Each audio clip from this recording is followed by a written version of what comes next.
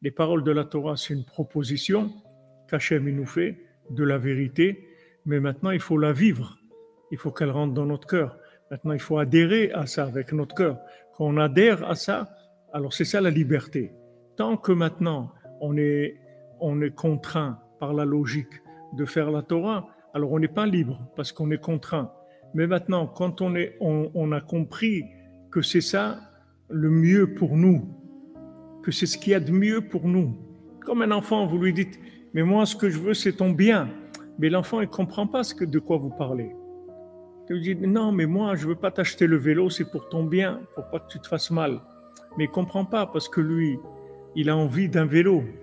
Maintenant, quand tu peux lui expliquer ce que tu veux, ça ne va rien lui faire parce que son cœur, il est dans le vélo.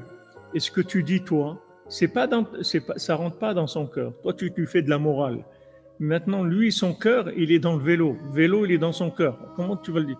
Il faut que tu lui fasses sortir le vélo du cœur. Comment tu vas faire sortir le vélo du cœur? Comment tu vas pouvoir lui faire le libérer de ça? Comment tu vas pouvoir le libérer?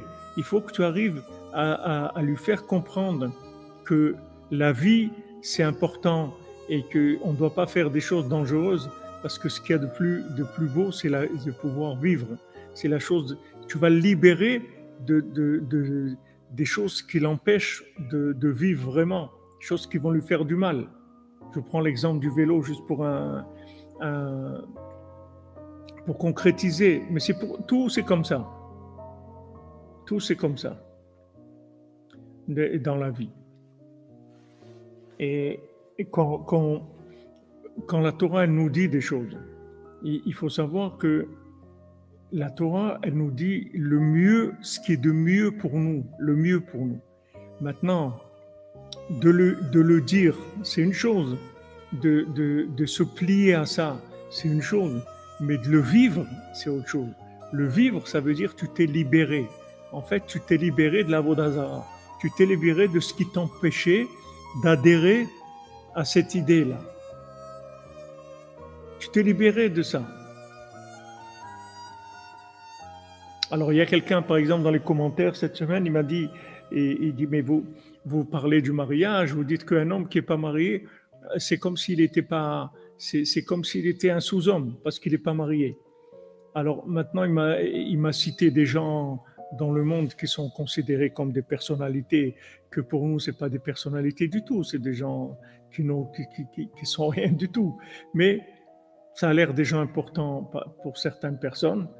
Et qui sont pas mariés. Alors ça veut dire que qu'ils valent rien. Ça veut dire que c'est des sous-hommes. Non, c'est pas. Maintenant, on parle pas de sous-hommes. On parle pas. Il faut pas rentrer dans le côté émotionnel des choses.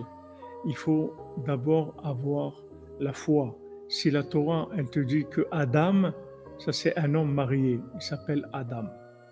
Quelqu'un qui n'est pas marié, il ne s'appelle pas Adam, il s'appelle moitié. Il est pas complet. Donc on ne peut pas l'appeler Adam. Adam, c'est un homme et sa femme. Ça s'appelle Adam. Parce que la femme, c'est une partie de l'homme. Ce n'est pas maintenant deux personnes différentes qui vont vivre ensemble. C'est une seule personne. Seulement, c'est deux aspects de la personne. C'est tout. Mais c'est la même personne, seulement elle vient sous deux aspects.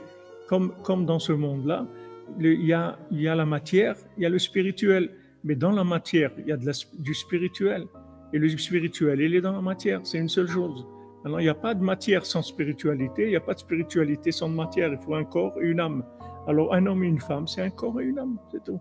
Maintenant, déjà, il faut adhérer à l'idée. Tant que maintenant vous pensez des choses qui vous viennent d'ailleurs de l'intelligence artificielle, des bêtises de ce monde, on ne peut pas avancer, où on va aller. Déjà, il faut commencer à accepter ça. Peu importe comment je suis maintenant, si je suis marié ou pas marié, sans rentrer dans ma vie personnelle, voir mon état. Déjà ça, c'est la vérité. Maintenant, comment on arrive à ça? Alors ça, c'est une deuxième étape. Il y a d'abord la théorie, après il y a les travaux pratiques. C'est une deuxième étape. Mais déjà, il faut être d'accord sur ce que la Torah elle dit. Quand la Torah dit que l'homosexualité, c'est pas bien, c'est interdit, ça veut dire que c'est pas bien et c'est interdit. Ça y est, c'est fini. C'est pas la peine de faire des débats sur ça. Ça sert à rien. C'est de la perte de temps, de la bêtise, de la médiocrité, de la débilité totale. La Torah, elle t'a dit déjà, ça, c'est pas bien. Ça, c'est interdit. Donc ça y est, c'est la peine de penser, de réfléchir, de trucs. On a fini. Déjà, on adhère à ça.